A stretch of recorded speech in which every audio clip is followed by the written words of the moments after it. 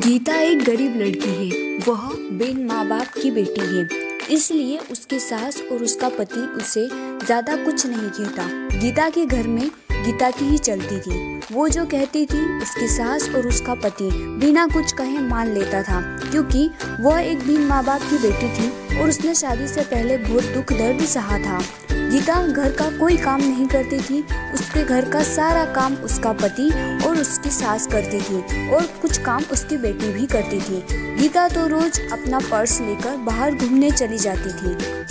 गीता को कोई कहता भी नहीं था कि वह इस तरह रोज बाहर न जाए या घर का काम करे। घर का काम उसका पति और उसकी सास कर लेती थी। लेकिन एक दिन उसके पति को उसकी सास ने कहा कि बेटा, गीता को ना रोको टोको तो उसको समझाओ कि इस तरह रोज बाहर जाना सही नहीं होगा।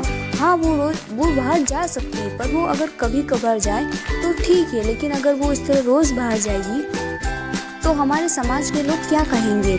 ये सब सुन के गीता का पति बहुत परेशान रहने लगा। उसे समझ ही नहीं आता था कि वो करे तो क्या करे। अगर वो गीता को कुछ कहता था तो गीता नाराज हो जाती। उसे समझ ही नहीं आता कि वो करे तो क्या करे। वो गीता को कुछ ज्यादा बोल भी नहीं सकता था और वो ना ही माँ की बात टाल सकता था।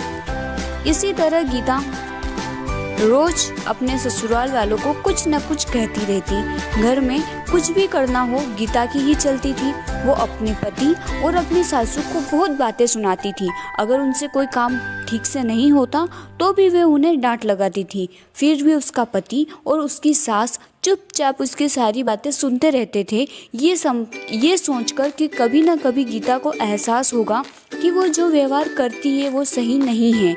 हम उसे लाड़ प्यार करते हैं, इसका मतलब ये नहीं कि वो हवा में उड़ने लगे। पर ये बात कभी उसके ससुर ने और उसके पति ने उसके मुंह पर नहीं कही। उन्हें सिर्फ इसी बात का विश्वास था कि कभी न कभी उसे इस चीज का एहसास होगा। एक दिन ऐसे ही गीता अपनी सहेली रश्मि से मिलने जाती है। वो दोनों काफी दिनों के बाद मिलती है। रश्मि उसको सारी बातें बताती है कि कैसे उसकी सासू उस पर अत्याचार करती है और उसका पति भी उसकी सास की मदद करता है, उसे कुछ नहीं कहता।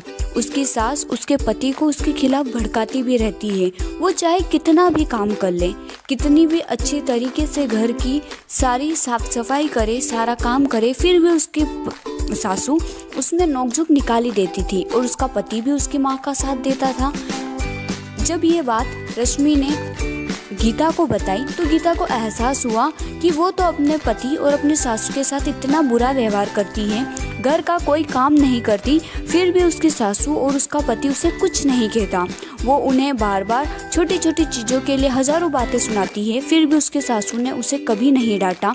ये सुनकर गीता को अपनी गलती का एहसास होता है और वह घर जाकर अपनी सासू के सामने रोने लगती है। उन्हें सब बात बताती है कि उसे उसकी गलती का एहसास हो गया है कि उसने कितना गलत किया। तब उसकी सास उसे कहती है कि बेटा रो मत, हमें विश्वास था कि तुम्हें एक न एक दिन अपनी गलती का एहसास होगा और तुमने गलती चाहे कैसी भी की हो, लेकिन तुम्हें अपनी गलती का एहसास हो गया, बस यही बड़ी बात है। अब हम सब साथ मिलकर हंसी खुशी रहेंगे। तुम बिल्कुल शौक मत मनाओ, क्योंकि हमें पूरा भरोसा था कि तुम एक अच्छी लड़की हो और तुम्हें एक न एक दिन अपनी गलती का एहसास जरूर होगा। इसके बाद गीता और उसका परिवार साथ मिलकर हंसी खुशी रहने लगा। वो सब मिलकर सारा काम करते और हंसी खुशी जीवन यापन करते। अगर आपको स्टोरी अच्छी लगी हो तो वीडियो को लाइक और चैनल को सब्सक्राइब जरूर कर